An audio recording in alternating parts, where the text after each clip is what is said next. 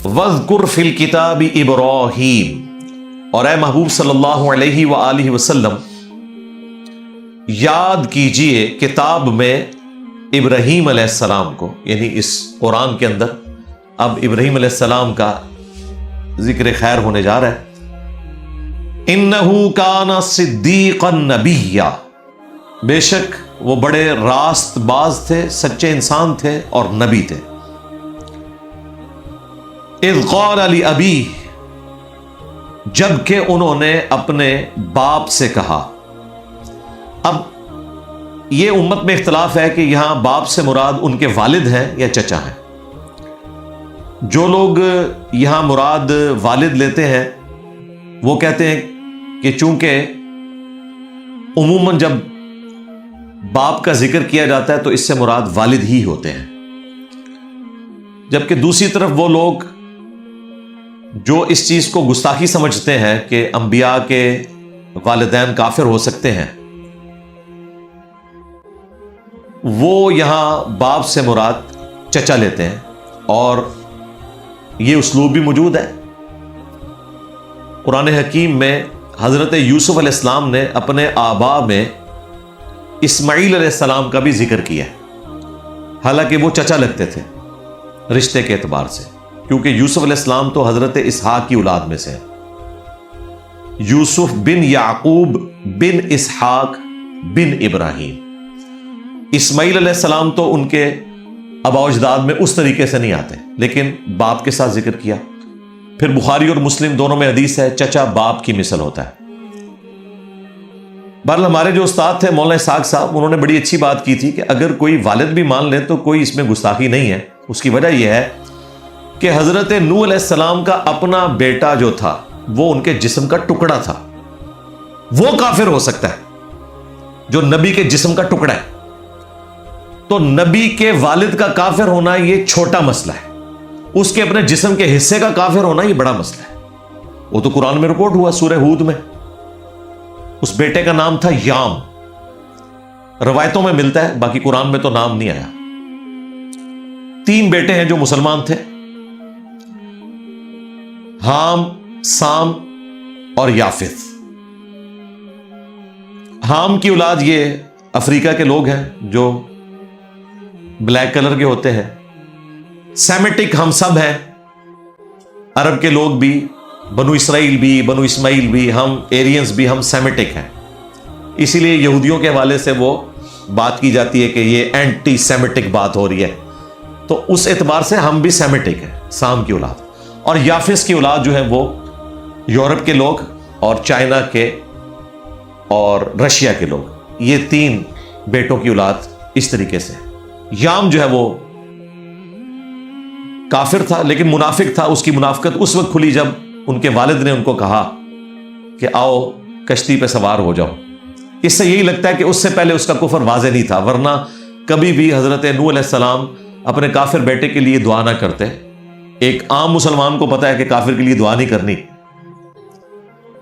تو انہوں نے وہ پھر بینیفٹ آف ڈاؤٹ لیا کہ اللہ تو نے تو وعدہ کیا تھا میرے گھر والوں کو بچائے گا، تو یہ تو میرے اہل میں سے ہے، تو بتایا گیا کہ یہ تیرے اہل میں سے نہیں ہے۔ وہ اسی وقت کھلا جب انہوں نے کہا آ سوار ہو جا کشتی میں، تو سورہ ہود میں آتا ہے کہ اس نے کہا کہ میں پہاڑ پر چڑھ جاؤں گا، وہ مجھے بچا لے گا، اور اسی دوران ایک موج حائل ہوئی اور وہ تباہ و برباد ہو گیا۔ نوح علیہ السلام نے اس کو سمجھایا کہ آج کوئی بچنے والا نہیں ہے۔ بہرحال وہ یام ہلاک ہوا۔ تو ابراہیم علیہ السلام کے والد کا نام قرآن حکیم میں جو مینشن ہوا وہ کہتے ہیں کہ یہ ان کے چچا کا نام ہے آزر، ان کے والد کا نام تارق تھا، اور اس حوالے سے المستدرک للحاکم میں اور تفسیر طبری میں روایتیں بھی ملتی ہیں۔ بہرحال اس کو جھگڑا نہیں بنانا چاہیے، کوئی گستاخی والا ایشو اس اعتبار سے نہیں ہے۔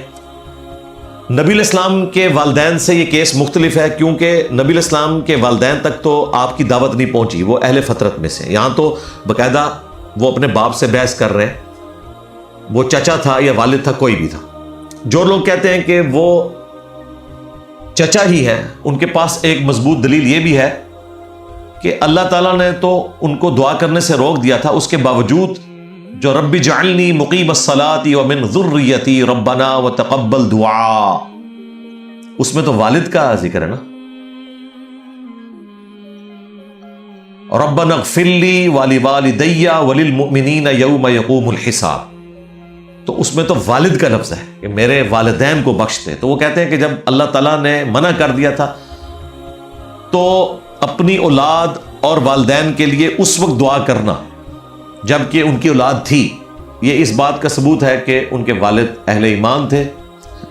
یہاں آزر جو ہے وہ باپ ہے اور باپ سے مراد یعنی ان کا چچا. یہ دونوں طرف کی رائے میں نے آپ کے سامنے رکھ دی ہے.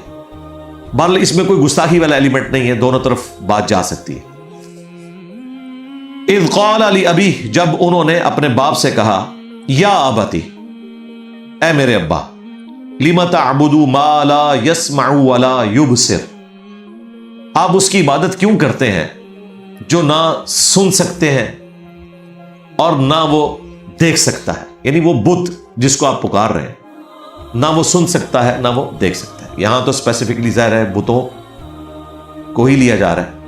ولا یغنی عنک شیئا، اور وہ آپ کو کوئی رتی برابر بھی فائدہ نہیں پہنچا سکتا، کسی شے کا کوئی فائدہ نہیں پہنچا سکتا. یا ابتی، اے میرے ابا جان، انی قد جاءنی من العلم، بے شک میرے پاس تو ایک ایسا خاص علم آیا ہے، ما لم یأتک، جو آپ کے پاس نہیں آیا. فاتبعنی اہدک صراطا سویا، تو آپ میری پیروی کریں، میں آپ کو سیدھا راستہ دکھاؤں گا. یا ابتی، اے میرے ابا جان. دیکھیں اس سے بہتر کیا انداز ہو سکتا ہے، یہ بار بار آئے گا یا ابتی، اے ابا جان، اے ابا جان. لیکن ابا جان نے جو جواب دینا ہے وہ وہی جواب ہے جو آج کے نوجوانوں کو ان کے ابے جواب دیتے ہیں. اس لیے میں کہتا ہوں کہ ابے اگر بگڑنے پر آ جائیں تو نبیوں کے ابے بھی جو ہیں وہ صحیح طریقے سے رسپانس نہیں کرتے. یا تو ابا ہو پیغمبر، یا وہ نبی کے اعلان نبوت سے پہلے ہی فوت ہو جائے. کیونکہ یہ باپ والا جو معاملہ ہے یہ اتنا سینسٹیو رشتہ ہے کہ باپ کبھی بھی ایکسیپٹ کرنے کے لیے تیار ہی نہیں ہوتا کہ یہ چھوٹا سا بچہ کل میرے سامنے جوان ہوا، یہ مجھ سے زیادہ ہدایت یافتہ ہو سکتا ہے. یہ ایک ایسی مینٹیلٹی ہے جو ختم نہیں ہو سکتی.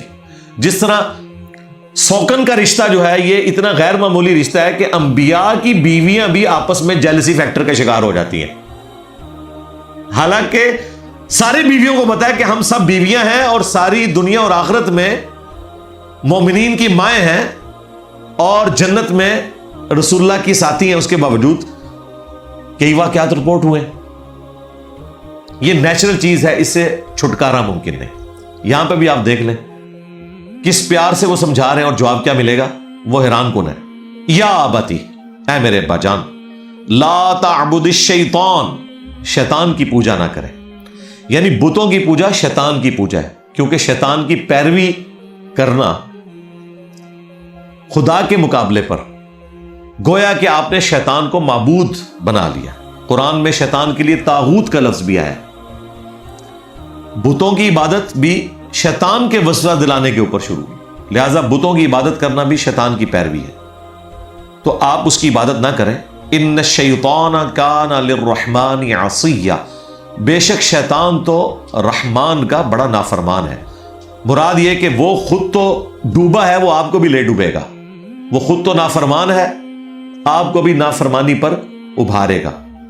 یا ابتی، اے میرے ابا جان. دیکھیں چوتھی دفعہ آ رہا ہے، انی اخاف ان یمسک عذاب من الرحمن، بے شک مجھے تو اس بات کا خوف لگا ہے کہ آپ کو رحمان کی طرف سے عذاب آ پہنچے گا.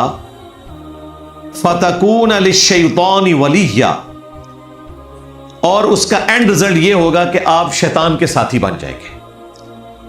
شیطان کے ساتھی تو ابا جان پہلے ہی بنے ہوئے ہیں، یہ کون سا ساتھی بننا ہے؟ مراد یہ کہ جدھر شیطان نے جانا ہے نا آپ بھی وہیں جائیں گے.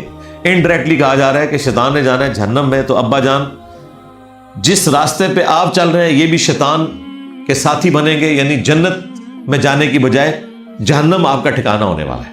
والعیاذ باللہ تعالی. یہ اتنی پیار والی گفتگو، اتنے ادب کے ساتھ، اتنی ایتھکس کے ساتھ گفتگو، اور آگے سے ابا جان کا جواب سنیں. قال، تو ان کے ابا نے کہا، راغب انت عن آلہتی یا ابراہیم، اے ابراہیم کیا تو روگردانی کرنے والا ہے میرے خداؤں سے, مجھے بھی ہٹانے والا ہے, خود بھی ہٹنے والا ہے.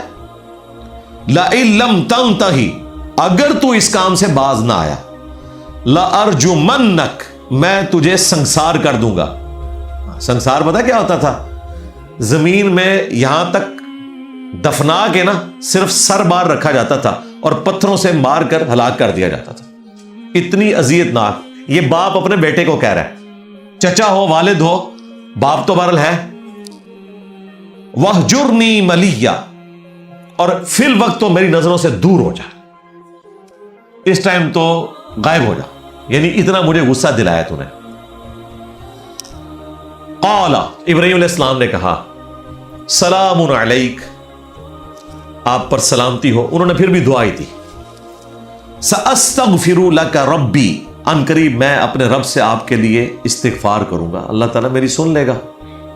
انہ کان بی حفیہ, بے شک وہ مجھ پہ بڑا مہربان ہے. بے شک مہربان ہے, دعا کرنے والا ابراہیم ہے, لیکن جب تک کوئی شخص خود ہدایت قبول نہیں کرنا چاہتا تو نہ ابراہیم خلیل اللہ کی دعا اس کے کام آئے گی, نہ اللہ تعالیٰ کی صفت رحمت اس پر کوئی کرم فرمائے گی, کیونکہ وہ خود ہی ہدایت نہیں قبول کرنا چاہتا. اس سے بڑی کوئی بات ہو سکتی ہے کہ ابراہیم خلیل اللہ دعا کریں اور دیکھیں کتنے مان سے کر رہے ہیں کہ میرا رب مجھ پہ بڑا مہربان ہے, مجھے امید ہے کہ میں اپنے رب سے دعا کروں گا آپ کو ہدایت مل جائے گی, لیکن کوئی نہیں ملی. ہائے ہائے, کتنا خطرناک معاملہ ہے. ہمارے محبوب علیہ السلام کے لیے بھی قرآن میں آیا نا, انک لا تہدی من احببت, اے نبی تم اسے ہدایت نہیں دے سکتے جس سے تم محبت کرتے ہو کہ اسے ہدایت مل جائے. ولیکن اللہ, بلکہ اللہ تعالیٰ جسے چاہتا ہے وہ ہدایت دیتا ہے. انک لا تہدی من احببت ولیکن اللہ یہدی من یشاء, بلکہ اللہ جسے چاہتا ہے وہ ہدایت دے دیتا ہے, اور اسے بہتر پتا ہے اس نے کس کو ہدایت دینی ہے. حالانکہ انبیاء سراپے ہدایت ہیں, پھر بھی وہ کسی کی تقدیر نہیں بدل سکتے, دعا ہی کر سکتے ہیں, اور دعا بھی ضروری نہیں قبول ہو جائے. یہاں دیکھ لیں, دعا کوئی نہیں قبول ہوئی. کیوں؟ ان کا باپ خود نہیں چاہتا تھا ہدایت ملے, تو اللہ تعالیٰ نے اس کائنات کی سب سے قیمتی چیز پلیٹ میں ڈال کے آپ کو نہیں دینی, یہ ذہن میں رکھیے گا, اس کے لیے ایفرٹ پٹ کرنی پڑے گی. وَأَعْتَزِلُكُمْ, اور میں تو الگ ہو جاؤں گا. اسی سے وہ لفظ معتزلہ بھی مین اسٹریم سے ہٹ گئے تھے نا. وَمَا تَدْعُونَ مِن دُونِ اللَّهِ, اور جن کی تم اللہ کے سوا عبادت کرتے ہو نا, میں ان سب کو بھی چھوڑ دوں گا. وَأَدْعُو رَبِّي, اور میں تو صرف اپنے رب کی عبادت کروں گا. عَسَىٰ, ان قریب مجھے امید ہے, اللہ اکون بدعاء ربی شقیہ, کہ میں اپنے رب کی عبادت سے یا اس سے دعا کرنے کے بعد نامراد نہیں لوٹوں گا. یعنی اپنے لیے بھی ہدایت کاملہ کا سوال کروں گا. ڈیٹم لیول کی ہدایت تو پیغمبر کو ہوتی ہے پیدائش سے لے کر وفات تک, اور آپ کے لیے دیکھیں کتنے مان سے وہ بات کر رہے ہیں کہ مجھے امید ہے میرا رب مجھے واپس نہیں لٹائے گا. لیکن اینڈ رزلٹ یہ ہوا کہ ابراہیم علیہ السلام کی اولاد میں تو نبوت جاری ہوئی, لیکن ان کے باپ کو ہدایت نہیں ملی.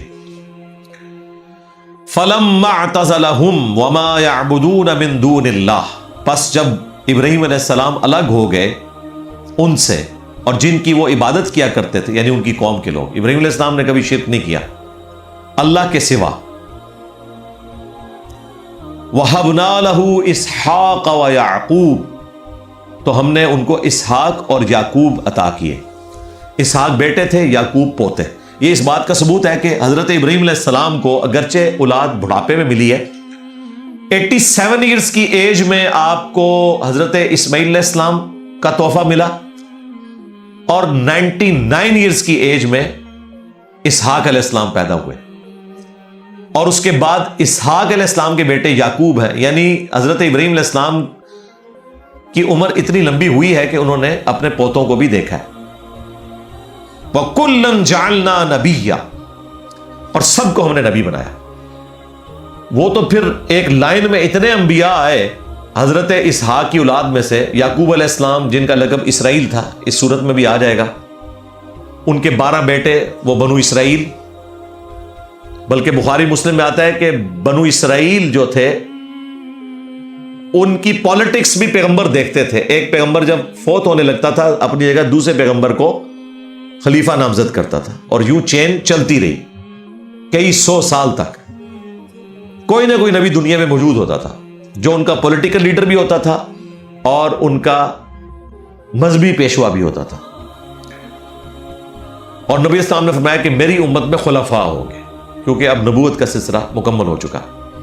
تو حضرت یعقوب علیہ السلام کی اولاد بنو اسرائیل، اور دوسری طرف حضرت اسماعیل علیہ السلام جو حضرت یعقوب کے تایا لگتے تھے اور حضرت اسحاق کے بڑے بھائی، وہ بنو اسماعیل ہیں، وہ عرب کے لوگ ہیں، اور ان میں صرف ایک ہی پیغمبر ہے، محمد رسول اللہ صلی اللہ علیہ وآلہ وسلم. یعنی حضرت اسماعیل علیہ السلام کے بعد ایک ہی پیغمبر. اس لڑی میں 2 پیغمبر ٹوٹل، حضرت اسماعیل اور محمد رسول اللہ صلی اللہ علیہ وآلہ وسلم. اور ادھر سینکڑوں پیغمبر. اس لیے دیکھیں پچھلے دنوں جو عرب کا اور اسرائیل کا معاہدہ کروایا گیا اس کا نام ہی ابراہیم ایکارڈ ہے. یعنی ابراہیم علیہ السلام کے نام پہ معاہدہ کیا گیا کہ دونوں ہی ابراہیم کی اولاد ہے نا، کزنز ہیں آپس میں، اور یہ ایسے کزنز ہیں کہ ایک دوسرے کو ایکسیپٹنس دیتے ہیں اس حوالے سے کہ ہم کزنز ہیں. انکاری نہیں ہے. انکاری کیسے ہو؟ تورات کے اندر موجود ہے حضرت اسماعیل علیہ السلام اور اماں ہاجر کا واقعہ، تو انکاری نہیں ہے. یہ اختلاف ضرور ہے کہ ہم اسماعیل علیہ السلام کو ذبیح اللہ کہتے ہیں، وہ حضرت اسحاق کو ذبیح اللہ کہتے ہیں. وہ ہماری کتابوں میں بھی المستدرک للحاکم میں اور تفسیر طبری میں، بلکہ امام طبری تو قائل ہیں کہ حضرت اسحاق جو ہیں وہ ذبیح اللہ ہیں. اسے کوئی فرق نہیں پڑتا. اصل چیز یہ ہے کہ جو بڑی قربانی ہے وہ حضرت ابراہیم علیہ السلام کی ہے، کیونکہ بیٹا تو ان کو قربان کرنا پڑا. اصل جو امتحان ہے ابراہیم علیہ السلام کے اوپر ہے. بہرحال حضرت اسماعیل علیہ السلام ذبیح اللہ بھی ہیں اور نبی علیہ السلام کے جد امجد بھی ہیں، اور عرب کے لوگ بنو اسماعیل کہلاتے تھے، اور حضرت اسماعیل کو فخریہ اپنا جد کہتے تھے. وہ پیغمبر کے طور پر ان کو ایکسیپٹ نہیں کرتے تھے کیونکہ دین میں بگاڑ آ چکا تھا، اپنے جد کے طور پر مانتے تھے. جس طرح یہاں کئی لوگ ہیں جو کہتے ہیں ہم عبد القادر جیلانی کی اولاد میں سے ہیں، اور اگر آپ ان سے کلمہ سنیں تو کلمہ بھی نہیں ان کو آتا. تو وہ ڈی این اے کے پوائنٹ آف ویو سے بات کر رہے ہوتے ہیں، پیروی کے پوائنٹ آف ویو سے بات نہیں کر رہے ہوتے. تو ہم نے سب کو نبی بنایا. وَوَهَبْنَا لَهُم مِّن رَحْمَتِنَا، اور ہم نے عطا فرمائی انہیں اپنی طرف سے رحمتیں، نعمتیں. وَجَعَلْنَا لَهُمْ لِسَانَ صِدْقٍ عَلِيًّا، اور ہم نے ہمیشہ کی سچی تعریف ان کی آنے والے لوگوں میں باقی رکھی اور اس کو بلند کیا. آج بھی دیکھیں ہم قربانی کو سنت ابراہیمی کہتے ہیں، حج کو سنت ابراہیمی کہتے ہیں، حالانکہ ہمارے نبی علیہ السلام کی بھی وہ سنت ہے، لیکن ہم حضرت ابراہیم علیہ السلام کی طرف سے منسوب کرتے ہیں. خود ہمارے پیغمبر جو ہے ملت ابیکم ابراہیم هو سماکم المسلمین، پیروی کرو اپنے باپ ابراہیم کی جنہوں نے تمہارا نام مسلم رکھا، من قبل، اس قرآن سے پہلے، وفی ھذا، اور اس کتاب میں اللہ نے بھی اسے انڈورس کر دیا. تو ہم دین ابراہیمی کے اوپر ہیں، اور اس وقت دنیا میں جتنے بڑے ریلیجن ہیں وہ ابراہیمی ہیں.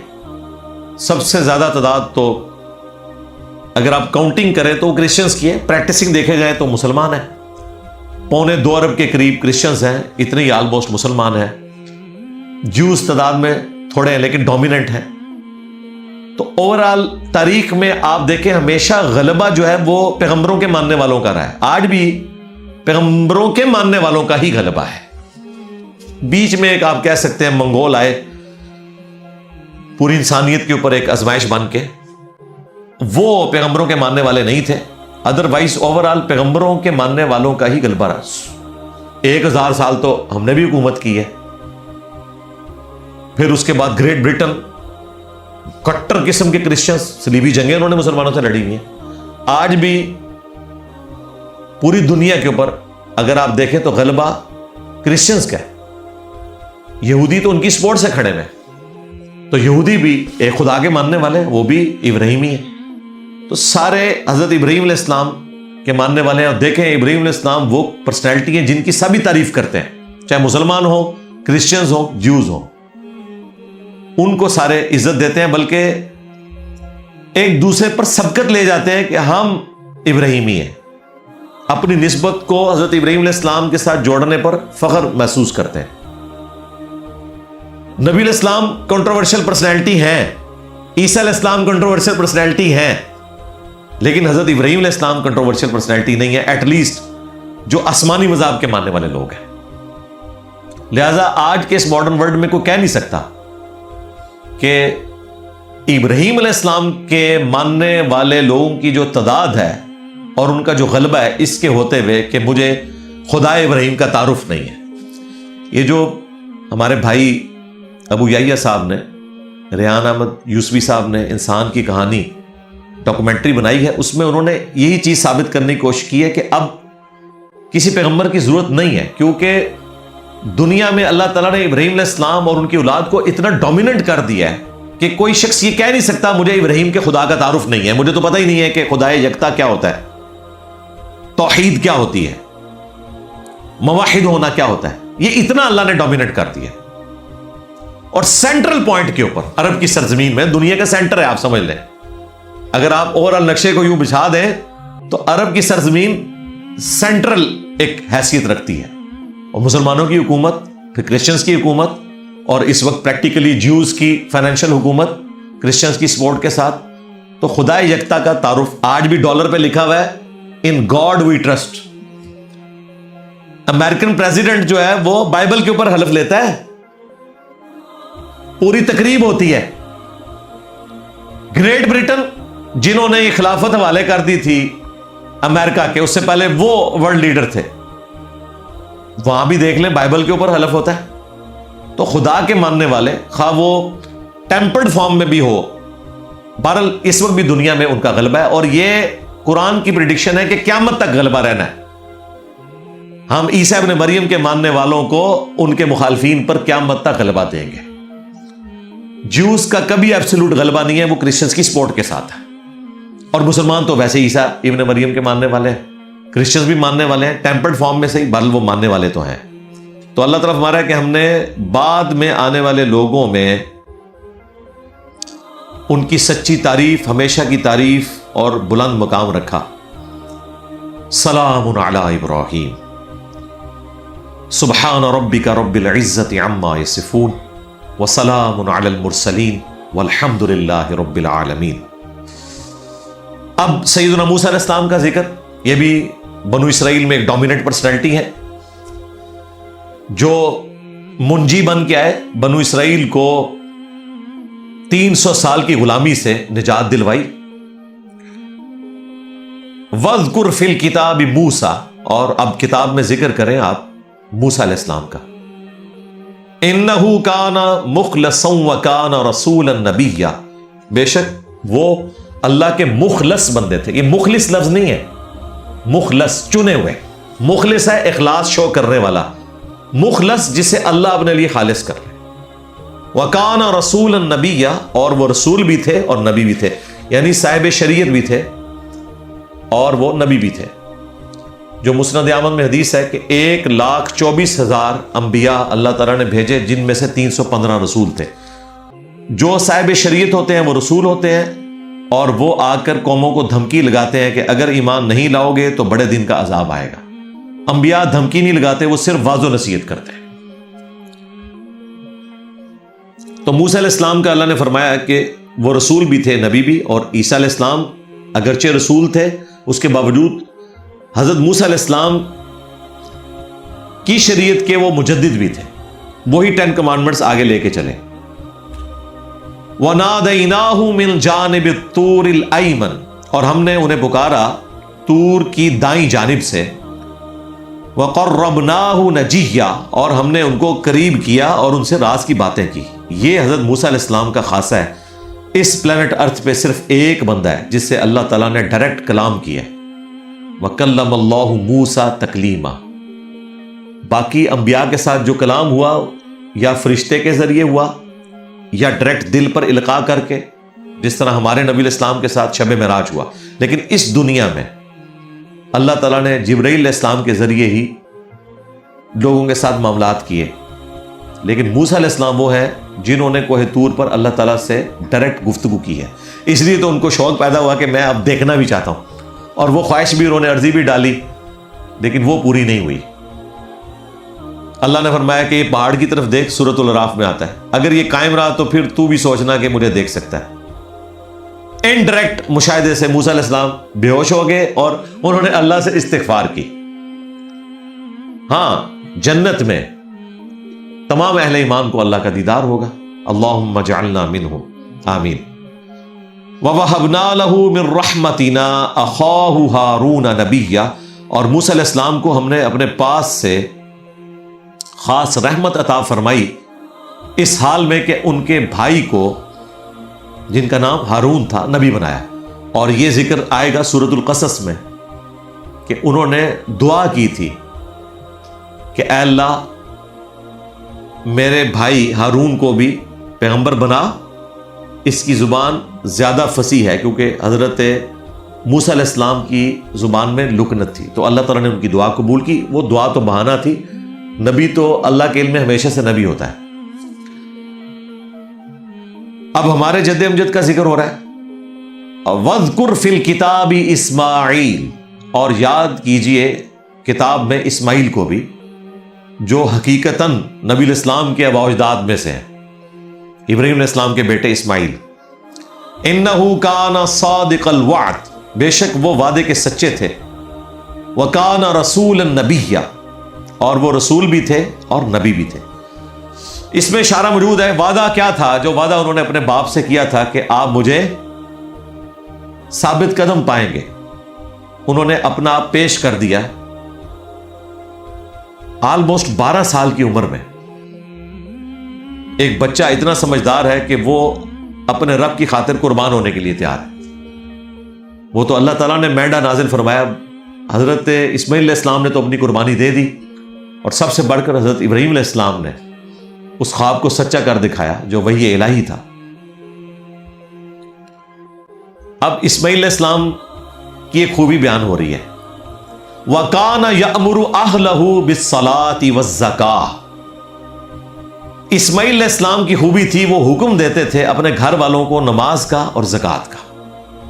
ویسے تو تمام انبیاء دیتے ہوں گے، لیکن یہ زیادہ ایمفسائز کرنے والے ہوں گے، اسی لیے اللہ تعالیٰ نے خصوصاً اس کا ذکر کیا کہ وہ ڈسپلن میں بڑے سخت ہیں۔ نماز کا اور زکوٰۃ کا، زکوٰۃ اللہ کی راہ میں خرچ کرنا بھی ہے اور تزکیہ نفس بھی، اس کا حکم دیتے تھے۔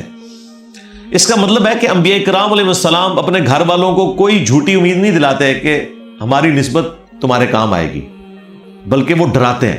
اور دیکھیں ہمارے پیغمبر بھی اسماعیلی تھے نا، حضرت اسماعیل علیہ السلام کی اولاد میں سے۔